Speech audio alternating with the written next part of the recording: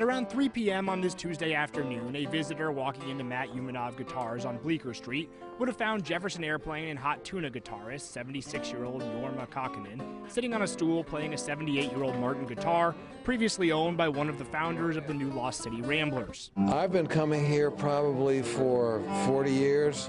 I will miss the fact that you never know who's going to walk in here. Matt Umanov opened this shop in a different village location with his then wife in 1969 as an extension of his then booming guitar repair and restoration business. I was the whiz kid in New York when I was a teenager. Umanov's shop, then in the smaller room of today's John's Pizza, before moving across the street, soon evolved into a hangout for the neighborhood's young musicians. I just hung out here all the time, you know, just talking to people, sitting around like these guys playing the guitar. On this day, Jorma and fellow Jefferson Airplane and Hot Tuna bandmate, bassist Jack Cassidy, stopped into Umanov's before a gig later that night to say goodbye to their old clubhouse. After 53 years, Matt announced he's selling everything and retiring to spend more time fishing, repairing guitars, and hanging with his grandkids. There's a lot of places I have not been working here for the last 50 some odd years. I'm sure the neighborhood will go on, but there's a lot of people that hang out here that are going to miss it.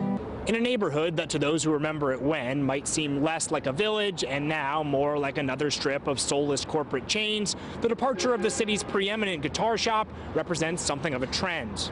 The rent is the biggest problem. Manhattan Borough President Gail Brewer's watched banks and drugstores replace mom and pops in this neighborhood for decades now. Even in the 70s, there were still 5 bakeries, 3 butchers, 2 fish stores, a couple of candy stores. Matt paid $125 a month for his first village shop and admits the only reason he's lasted this long in this location is that he owns the building, one of the few remaining businesses here more than 25 years, with a name over the door still run by the original family. Matt says he'll miss the any given day uncertainty of who might walk through his shop's door. Brown, I haven't seen him in, what, 10 years? So good to see you. Oh, man. What a man. Whether a friend and guitar dealer from Louisville, Well, what are you doing in town?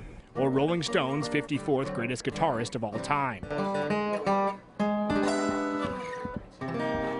In the village, I'm Matt King, Fox 5 News.